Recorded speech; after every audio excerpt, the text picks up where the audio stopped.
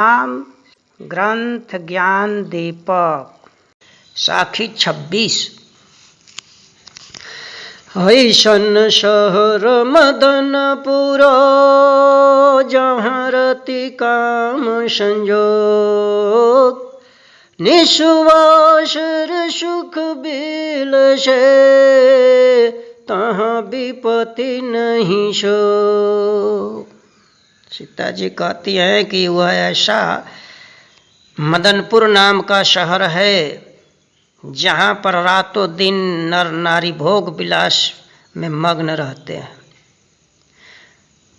वहाँ पर किसी प्रकार का न कोई दुख है न कोई शोक है, सब निश्चिंत रहते हैं। हीरा खानी मोती सब यही झलकत नगमनी कर कहे। सुंदर नर नारी सब शोभा मानो कमल भावर चेतलोभ। वहाँ पर उस शहर में हीरा और खानी की मोतियाँ यानी हीरा मोती की खानी है। चारों तरफ से जवाहरात भरा हुआ है और चारों ओर मणियों का समूह जो है दिखाई देता है। वहाँ के सभी नर नारी स्त्री पुरुष बहुत सुंदर शोभायमान हैं। जिस तरह से भंवरा कमल के पर मोहित रहता है, मंडराता रहता है उस पर, उसी तरह से नर नारी एक दूसरे पर लुभाए रहते हैं, मुग्ध रहते हैं। पट बस्तर सब पेन्हे जराओ मानहु चित्र लिख बेच आओ। नहीं तो दुखी सुखी सब ये अति धनाढ्य गुण किमि कर कहे। वहाँ पर जड़ाऊ वस्त्र, जितने लोग हैं स्त्री पुरुष सभी लोग जड़ाऊ वस्त्र पहनते हैं। ऐसा लगता है कि वहाँ पर चित्र यानी सुंदर चित्र से सुशोभित किया गया है। वहाँ पर किसी प्रकार यानी कोई यानी अमीर गरीब नहीं है, कोई दुखी नहीं है, सभी सुखी हैं। अति धनाढ्य यानी अत्यंत धनवान लोग वहाँ पर हैं। किसी को किसी की चीज़ की कमी नहीं है। वहाँ का गुण कैसे कहा जाए। अति बेलाश सब रस की खानी नहीं तहाँ दुखी सुखी पहचानी।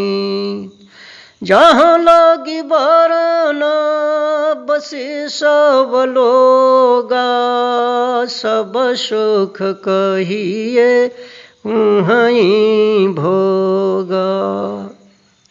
यानी वहाँ पर अति विलास सुख लोग भोगते हैं, सारे रसों की खानियाँ हैं। वहाँ पर अमीर गरीब का पहचान नहीं है, सभी लोग एक जैसे हैं। उस शहर में जितने वर्ण के लोग हैं सबको सारा सुख प्राप्त है, सब सुखों का लोग भोग करते हैं।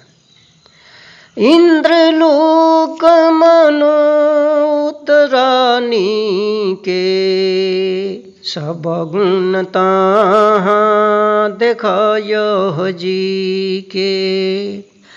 गंध पिबोले गंध शुभ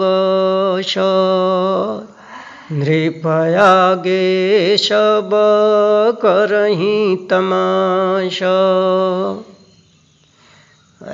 देखने पर उस शहर को देखने से ऐसा लगता है कि इंद्रलोक ही अमरपुरी ही उतर गई है। हर प्रकार का गुण अच्छा ही दिखाई देता है। गंधर्व बोले गंध्र सुबास। गंधर्व कहते हैं नाचने गाने वाले को। तो वहाँ पर बढ़िया खूब सुंदर सुंदर गाना लोग गाते हैं, गाने वाले, नाचने गाने वाले, और राजा के आगे सब अपना खेला दिखाते हैं, कौतुक दिखाते हैं। निशिवाशर में यही बड़ाई नाच काछ सब राग सुनाए। यानी रातों दिन निश्वासर में वहाँ का यही बड़प्पन है, उसी में लोग मग्न रहते हैं, नाचते हैं और ऐसा ही भाव दिखाते हैं। नाच करके भाव दिखा करके लोग रिझाते हैं। साखी 27। रहत यशंक सुखयति जनत काहुन बीर। सिय बचन तब सुनि के कोपे लखन रघुबीर। सीता जी कहती हैं कि वह निर्भय निडर रहता है और अति सुख में मग्न रहता है, किसी को अपने सामने वो वीर नहीं समझता। इतनी बात सीता जी की सुन करके लक्ष्मण और राम क्रोधित हो गए। सब मिली मंत्र जो किन्न विचारी। अब प्रभुता बल देखिए भारी। हम तो दनुज दैत सब मारा। महाप्रचंड जगते ही पछारा।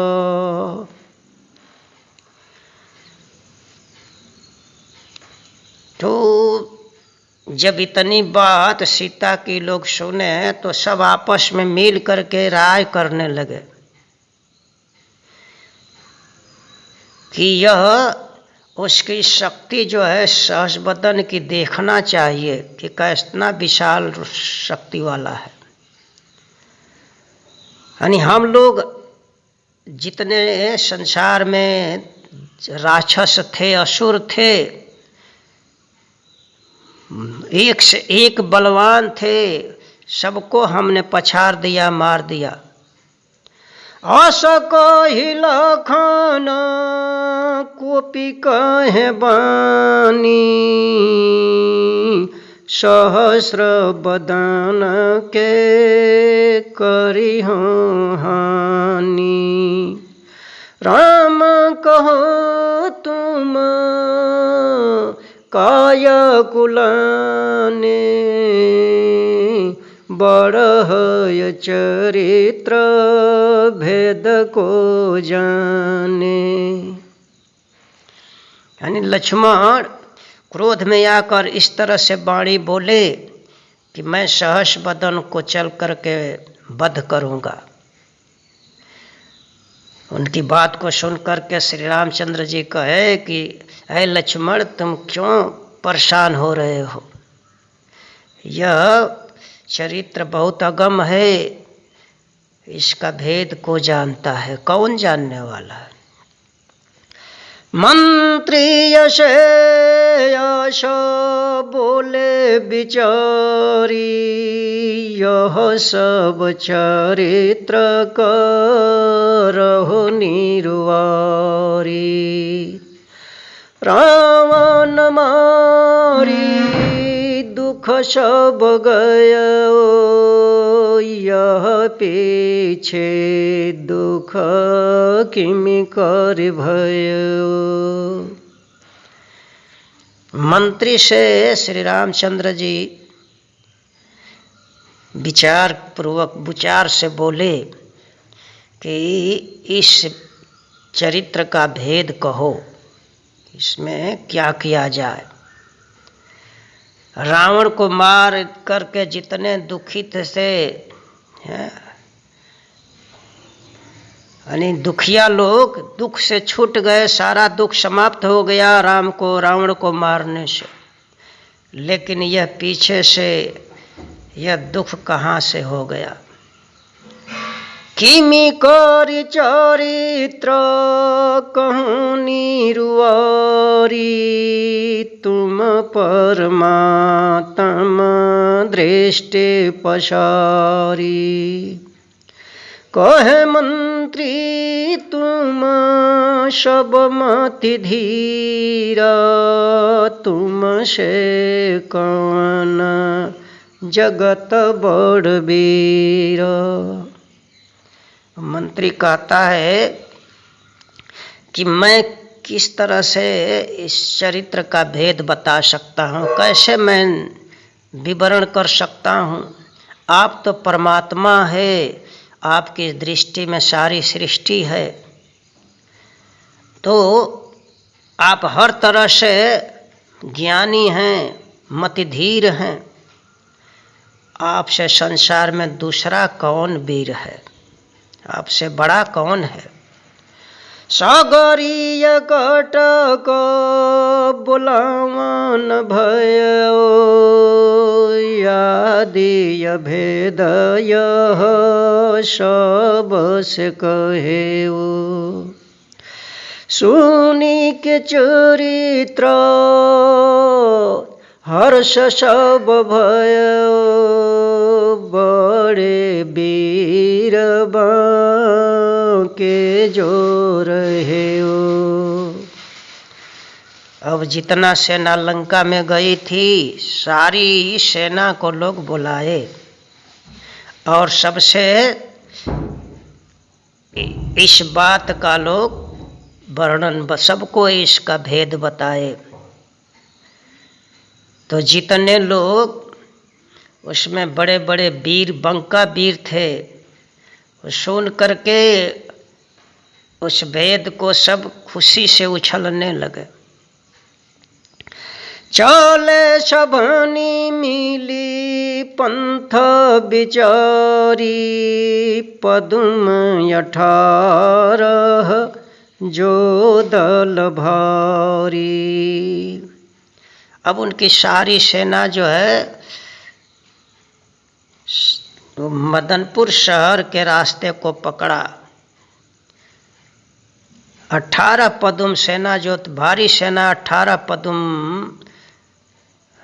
बंदरों की जो सेना थी, सब एक साथ चल पड़ी उधर को।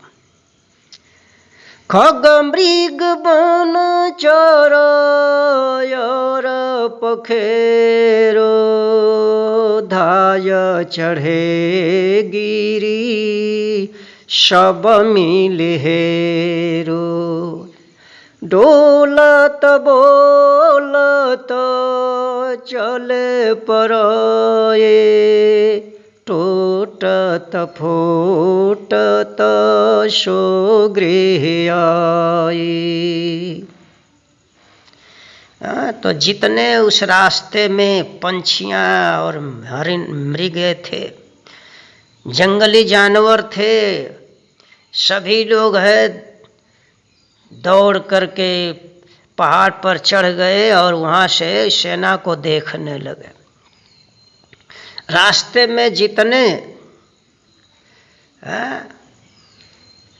जो डेरा वगैरह डाल करके रहते थे, सभी लोग भी भाग चले और टूटते फूटते गिरते पड़ते अपने घर को लोग पहुँचे।